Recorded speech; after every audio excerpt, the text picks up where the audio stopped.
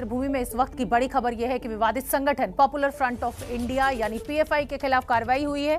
Income tax विभाग ने PFI पर शिकंजा कसा है। पिछले साल हमने खुलासा किया था कि पीएफआई को इनकम टैक्स विभाग से 12A के तहत जो छूट दी गई है उसका संगठन नाजायज फायदा उठा रहा है।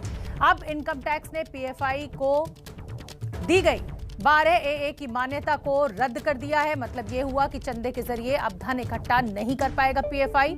आयकर विभाग के पास पीएफआई के खातों में विदेशों से आ रहे पैसों की जानकारी थी और साथ ही ये आरोप भी था कि पीएफआई के खातों से अवैध तरीकों से धन जमा किया जा रहा है और जिस मकसद के लिए ये छूट दी गई थी पीएफआई उस मकसद को पूरा नहीं कर रहा है। साल 2012 से ही पीएफआई को ये छूट मिली हुई थी जिसको अब रोका जाएगा। आयकर विभाग ने पीएफआई को 12AA के तहत जो छूट दी गई थी उसको रद्द करने का फैसला लिया है।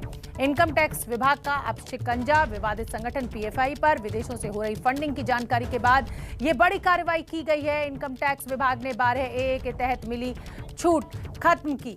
और मैं रुख करना चाहूंगी मेरे सहयोगी ओम प्रकाश तिवारी का, ज्यादा जानकारी लिए हुए हमसे जुड़ रहे हैं। ओम प्रकाश, ये एक बहुत बड़ा जिस कहा जाए कि पीएफआई के ऊपर जिस तरीके के आरोप थे कि वो जो पैसा एकत्रित होता था चंदे के जरिए उसका गलत इस्तेमाल होता था, अब अगर इस तरीके की रोक लगाई जा रही है पीएफआई के ऊपर तो कहीं ना कहीं जो सुरक्षा एजेंसीज हैं उनका शिकंजा कस रहा है। इनकम टैक्स ने हालांकि ये कदम उठाया है। बिल्कुल शोभना, मैं आपको बता दूं क्या ये एक महज कोइंसिडेंस है कि 13-14 सितंबर 2020 को जब ये खबर एबीपी न्यूज़ ने ब्रेक की थी तो उस समय भी मैं रिपोर्टर था और आप ही उस समय एंकरिंग कर रही थी। ये एकदम कोइंसिडेंस है। और उसके बाद 14 सितंबर 2020 को ये खबर ब्रेक होने के बाद कि पीएफआई में जो पैसा आ रहा है, पीएफआई के खातों में जिस नाम पर छूट दी जा रही है उसका खुलासा जब एबीपी न्यूज़ ने किया था और ये भी एबीपी न्यूज़ ने अपने खुलासे में दस्तावेजों के हवाले से बताया था कि ये जो पैसा है विदेशों से भी आ रहा है और उसमें नकद जमा किया जा रहा है और ये पैसा दंगाइयों को भी दिया जा रहा है, जैसा कि जांच एजेंसियों की रिपोर्ट थी।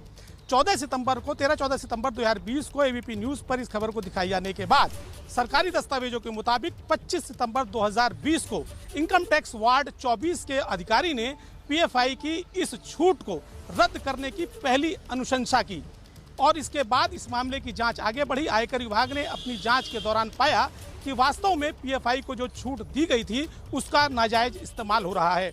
इसके बाद कमिश्नर एग्जम्पशन ने अपने एक नोटिस दिया पीएफआई को जिसमें उसने कहा कि 13A आयकर विभाग अधिनियम के तहत पीएफआई जो है एक समुदाय विशेष के लिए काम कर रहा है और उसकी जो एक्टिविटीज हैं वो जेन्युइन नहीं है, लिहाजा आपको 12AA के तहत जो छूट दी जाती है वो रद्द की जाती है। यानी अब चंदे के जरिए पीएफआई पैसा इकट्ठा नहीं कर पाएगा, जो पीएफआई के लिए एक बड़ा सेटबैक होगा और एबीपी न्यूज़ की खबर पर एक बार फिर सरकार ने मोहर लगाई है। शोभना, बिल्कुल ओम प्रकाश, एक तो इस तरीके से चंदे से पैसा जमा नहीं कर पाएगा और फिर उस चंदे का गलत इस्तेमाल, उस पैसे का गलत इस्तेमाल नहीं कर पाएगा। बहुत बहुत धन्यवाद ओम प्रकाश इस पूरी जानकारी के लिए। और जिस तरीके से पीएफआई पर अब ये शिकंजा कसा गया है, इनकम टैक्स ने एक बड़ी रोक लगाई है। अब इनकम टैक्स विभाग का कहना है कि पीएफआई अब चंदे के जरिए पैसा जमा नहीं कर पाएगा। क्या है पीएफआई, वो आपके सामने। पीएफआई यानी पॉपुलर फ्रंट ऑफ इंडिया एक इस्लामिक संगठन है और पीएफआई का पिछड़ों और अल्पसंख्यकों के हक में आवाज उठाने वाले संगठन होने का दावा है। पीएफआई की स्थापना 2006 में नेशनल डेवलपमेंट फ्रंट के उत्तराधिकारी के रूप में हुई थी। ये हम आपको समझा रहे हैं ग्राफिक्स के जरिए कि पीएफआई क्या है। इस संगठन की जड़ें देश के 24 राज्यों में फैली हुई हैं। शुरुआत इस संगठन की केरल से हुई थी जब इसकी स्थापना हुई थी पीएफआई की 2006 में। नागरिकता कानून के खिलाफ प्रदर्शनों की फंडिंग का आरोप है पीएफआई के ऊपर। केंद्र सरकार पीएफआई पर बैन लगाने की तैयारी में भी है क्योंकि जिस तरीके से और क्या क्या विवाद पीएफआई से जुड़े रहे हैं वो समझना भी बेहद जरूरी है अब, क्योंकि इनकम टैक्स विभाग ने एक बड़ी रोक लगाई है। विवादों से जो पुराना नाता है पीएफआई का, पिछले साल दिल्ली दंगों में नाम आया था, शाहीन बाग धरने के पीछे भी पीएफआई का हाथ होने की बात सामने आई थी। नागरिकता कानून के खिलाफ जो हिंसा भड़की थी उसमें भी हाथ था पीएफआई का। पिछले साल लखनऊ में हुई हिंसा में इस संगठन का नाम सामने आया था। हाथरस में जो एक लड़की का बलात्कार होकर हत्या हुई थी उसके बाद उसमें भी नाम आया था पीएफआई का। तो ये पीएफआई जो है वो लगातार विवादों में रहा है। अब बड़े सुरक्षा एजेंसियों के द्वारा शिकंजा कसने की तैयारी हो गई है। अब बात करेंगे गलवान की। आज गलवान घाटी की हिंसा को 1 साल पूरा हो गया है। पिछले साल आज ही के दिन भारत और चीन के सैनिकों के बीच गलवान घाटी में लड़ाई हुई थी, जिसमें भारत के 20 सैनिकों ने सर्वोच्च बलिदान दिया था। उन सैनिकों की याद में सेना ने गलवान घाटी में एक वॉर मेमोरियल भी बनवाया था। इस 1 साल में भारत और चीन के बीच रिश्ते लगातार तनावपूर्ण रहे हैं। 11 दौर की बातचीत के बावजूद अभी तक कोई नतीजा नहीं निकला है। आइए आपको दिखाते हैं एबीपी न्यूज संवाददाता नीरज राजपूत की एक खास रिपोर्ट। गलवान हिंसा को जो 1 साल बीत गया है, उसमें हमें एक रिपोर्ट नीरज ने भेजी है। 15 जून 2020 की रात को लद्दाख में चीन ने जो किया था, उस हरकत को भुला पाना किसी भी भारतीय के लिए मुश्किल है।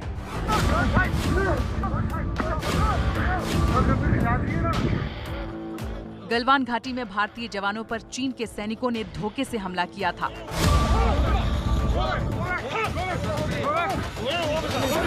चीन के साथ इस खूनी झड़प में भारत के 20 जवान शहीद हो गए थे।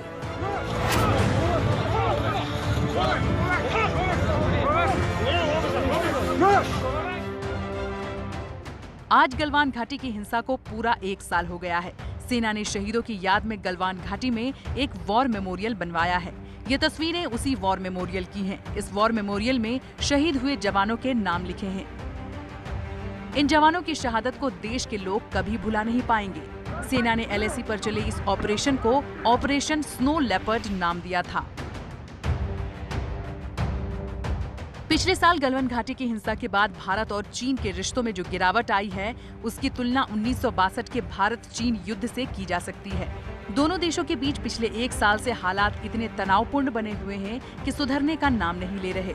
एलएसी पर भारत और चीन की सेनाओं के आक्रामक रुख को देखते हुए ही अमेरिका ने विवाद को इस दशक का सबसे बड़ा बॉर्डर विवाद घोषित किया है। प्रधानमंत्री नरेंद्र मोदी ने जब से देश की बागडोर संभाली है, यानी पिछले 7 साल में उनकी चीन के राष्ट्रपति शी जिनपिंग से करीब 17 बार मुलाकात हो चुकी है। ऐसे में नए दौर में माना जाने लगा था कि भारत और चीन के संबंधों को नई ऊंचाइयां मिलेंगी। लेकिन पिछले साल गलवान घाटी की हिंसा में जो चीन ने धोखा दिया, उसके बाद से स्थितियां पूरी तरह से पलट गई हैं। गलवान घाटी की हिंसा के बाद से भारत और चीन के संबंध बेहद तनावपूर्ण बने हुए हैं। 15 जून की रात को गलवान घाटी में 1 बार नहीं बल्कि 3 बार भारत और चीन के सैनिकों के बीच लड़ाई हुई थी। भारतीय जवानों पर चीन के सैनिकों ने धोखे से हमला किया। इसके बावजूद भारतीय सेना के बिहार रेजिमेंट, पंजाब रेजिमेंट और 3 मीडियम रेजिमेंट के सैनिकों ने ऐसा जवाब दिया जिसे चीन के सैनिक कई सालों तक याद रखेंगे। खास बात यह है कि इस लड़ाई में एक भी गोली नहीं चली थी। लड़ाई में हाथापाई, डंडे और भालों का इस्तेमाल हुआ था, जिसमें 20 भारतीय जवानों को शहादत देनी पड़ी थी। पूर्व सेना प्रमुख और केंद्रीय मंत्री वीके सिंह ने एबीपी न्यूज को उस घटना के बारे में काफी विस्तार से समझाया था। इस PP-14 के ऊपर उनके लोग, हमारे लोगों का आमना सामना हुआ, क्योंकि वो लोग इस लाइन को क्रॉस करना चाहते थे।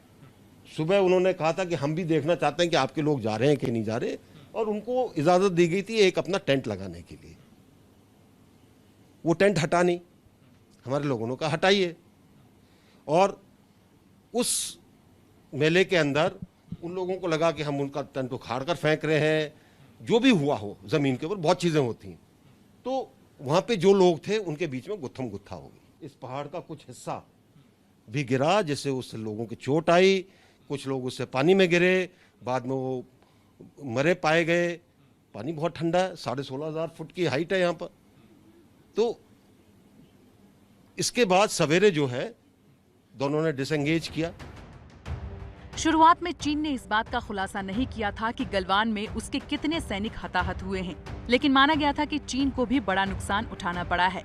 इसका सबूत हाल ही में तब मिला जब चीन ने गलवान घाटी में मारे गए एक सैनिक को सदी के हीरो के खिताब से नवाजा और 3 अन्य सैनिकों को भी वीरता मेडल दिया। चीन के सैनिक अभी भी एलएसी के पास तैनात हैं। साफ है कि चीन इस विवाद को जल्द सुलझाने की मूड में नहीं है।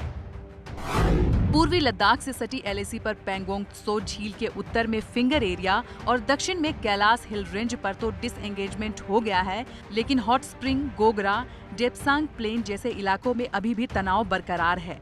अभी भी दोनों देशों के करीब 50-50 हजार सैनिक, टैंक, तोप, missile, fighter jets forward location पर तैनात हैं।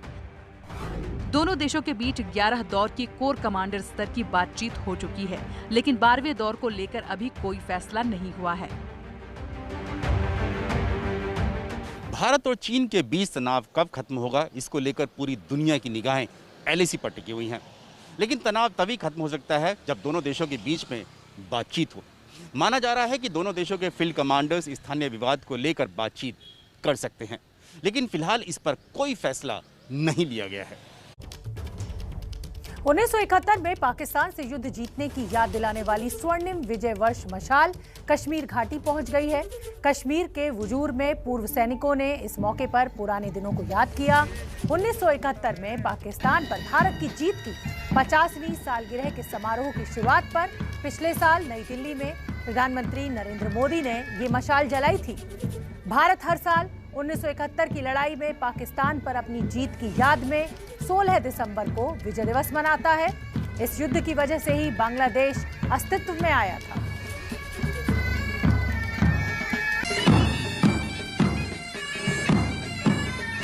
आप देख सकते हैं देश भर में इस मशाल को ले जाया जा रहा है। युद्ध के बाद से ही बांग्लादेश अस्तित्व में आया था और इसी उपलक्ष्य में हमेशा हर साल विजय दिवस मनाया जाता है। 1971 में पाकिस्तान से युद्ध जीतने की 50वीं वर्षगांठ। खास तौर पर श्रीनगर तो बिल्कुल अलग है, लेकिन खूबसूरत झीलों के शहर श्रीनगर में एक झील ऐसी भी है जो गंदगी के लिए बदनाम हो गई थी। 6 महीने में श्रीनगर के लोगों ने इस झील की सफाई की, नया जीवन दान दिया। हमारे संवाददाता आसिफ कुरैशी ने हमें एक रिपोर्ट भेजी है, वो आप देखिए।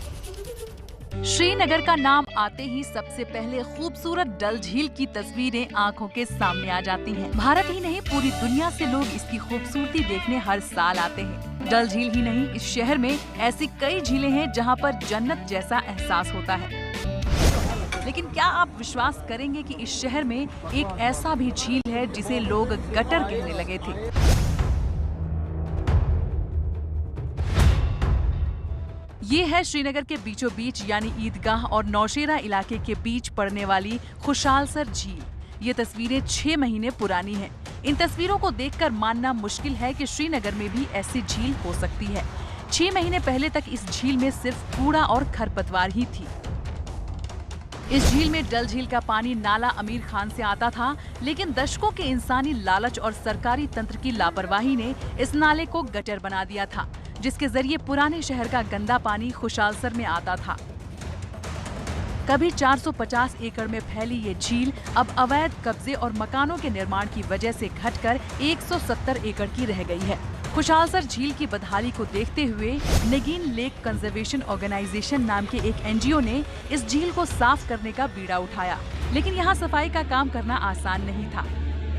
इसी के लिए इलाके के स्थानीय लोगों ने मिलकर पैसे जोड़े और एक कमेटी बनाई। NGO और कमेटी ने काम को आगे बढ़ाया।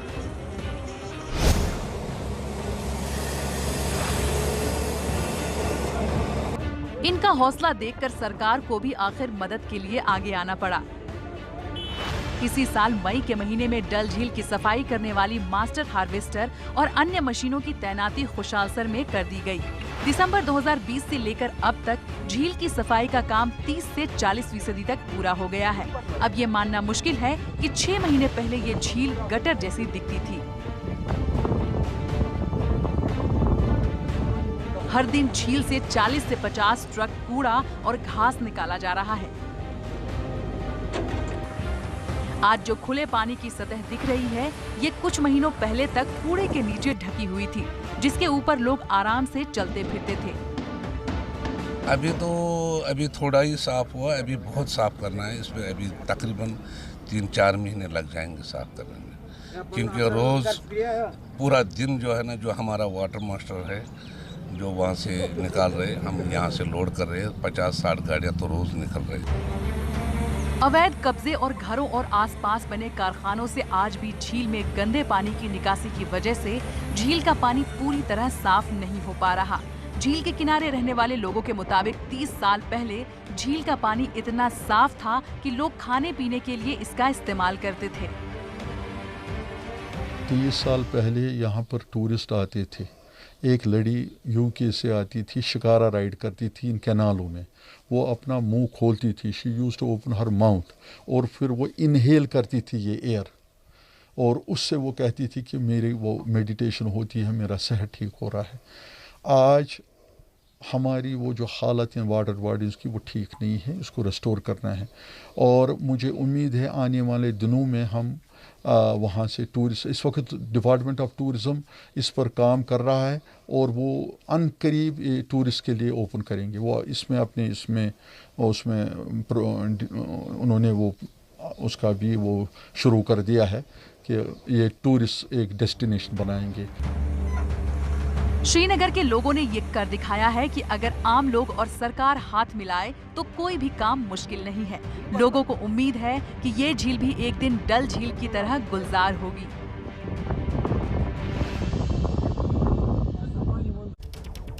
तो देखा आपने, मुश्किल नहीं है कुछ भी अगर ठान लीजिए। जिस तरीके से वाटर बॉडीज खराब हो रही हैं, लोगों ने ठान लिया और ये झील जो थी इसकी सफाई का काम शुरू हो गया। 30 से 40% पूरा भी हो गया।